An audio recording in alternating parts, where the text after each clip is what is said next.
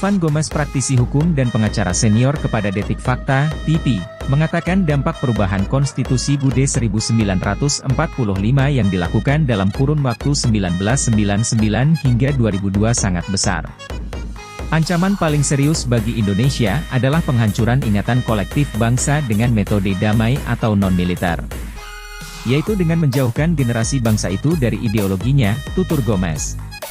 Mengembalikan kedaulatan dan mewujudkan kesejahteraan rakyat, kata Gomez. Setelah ingatan kolektif tersebut hancur, bangsa ini akan dipecah belah persatuannya. Untuk kemudian dipengaruhi, dikuasai dan dikendalikan pikirannya, agar tidak memiliki kesadaran, kewaspadaan dan jati diri atau identitas, serta gagal dalam regenerasi untuk mencapai cita-cita dan tujuan nasional bangsa, katanya. Elvan Gomez mengatakan, amandemen konstitusi pada 1999 hingga 2002 memiliki agenda terselubung tersebut. Dan, kita secara tidak sadar telah kehilangan jati diri atau identitas, karena amandemen tersebut menjauhkan bangsa ini dari ideologi Pancasila yang menjadi dasar kehidupan berbangsa dan bernegara, tutur Gomez. Kita melihat adanya penyelamatan dalam peristiwa yang telah dilakukannya dalam amandemen 1945.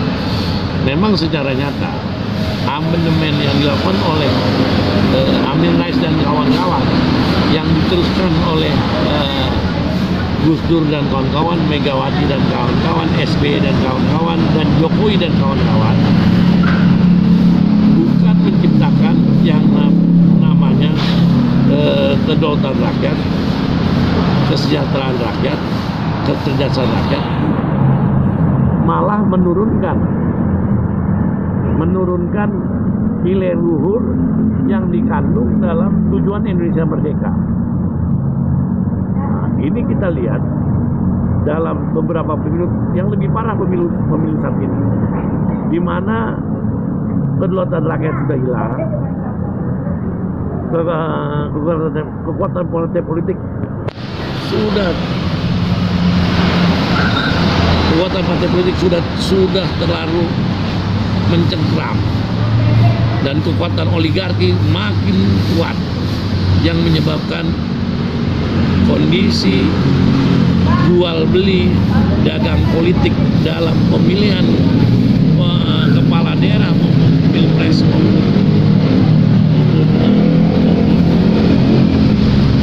kita bisa lihat bagaimana KPU sudah nyatakan bersalah melanggar ketentuan, masih juga bisa menyelenggarakan kegiatan pemilu.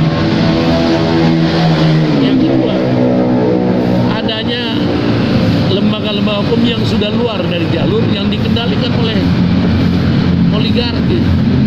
Banyak putusan-putusan hukum itu yang menyimpang dari prinsip negara kedaulatan rakyat. Yang ketiga, adanya pemonopolian di bidang ekonomi. Jelas dan nyata bagaimana dengan para konglomerat dengan seenaknya lolos dari kejaran hukum, padahal mereka melakukan kejahatan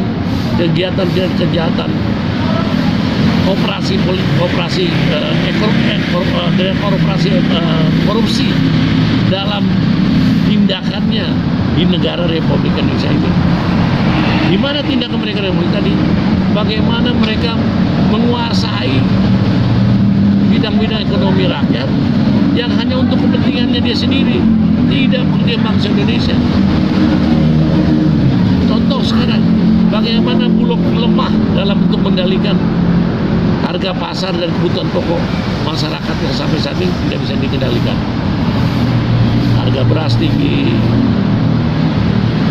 kebutuhan terjadinya kejahatan minyak goreng yang tidak pernah bisa dituntaskan oleh pemerintah, dan ini menyatakan bahwa oligarki itu sudah menjadi kekuatan yang besar yang mengganggu kesejahteraan rakyat dan kecerdasan bangsa. Dan ini diakui oleh Amin Rais bahwa saat itu dia mengamandemen dan kawan-kawan berpikir bahwa tidak mungkin terjadinya jual beli politik kenegaraan dengan berjuta masyarakat. Nah, Padahal para pendiri negara sudah menghitung konsultasi rakyat itulah yang bisa mengkontrol. Dengan politik liberal itu, rakyat tidak bisa mengkontrol lagi. Siapa yang punya uang itulah yang berkuasa, dan itu juga diakui oleh mereka yang jadi pemenang pemilu, para calon anggota DPR yang terpilih. Nah, untuk itu Pak Prabowo yang sebagai pemenang segera lakukan amandemen Undang-Undang 45 melalui dekret Presiden, mengembalikan fungsi Undang-Undang 45 yang asli sebagai pegangan pedoman bangsa dan negara Indonesia. Yang kedua, Amin Rais menyadari tentang Indonesia asli harus dibedakan mana bangsa dan warga negara, dan memang yang harus berkuasa adalah bangsa Indonesia, yang memang mereka lah luhur yang mendirikan negara ini. Sekarang bias, siapapun bisa menjadi kepala daerah, siapapun bisa menjadi negara, asal mereka warga negara dan didukung oleh kekuatan-kekuatan oligarki dan kekuatan monopoli keuangan. Nah, saya minta Pak Prabowo nggak usah menunggu lagi, menunggu pelantikan, karena dengan dinyatakan sah secara hukum, secara de facto, Prabowo bisa mengeluarkan dekret selaku Presiden Republik Indonesia yang terpilih, ya, untuk mengembalikan kepada Undang-Undang 45. Oke. Dan tidak usah menunggu lama. Tugas Prabowo tidak menunggu pelantik, langsung melakukan dekret Presiden dan menyatakan Indonesia darurat, dipimpin oleh Prabowo menyusun kekuatan politik baik parlemen maupun legislatif. Oke.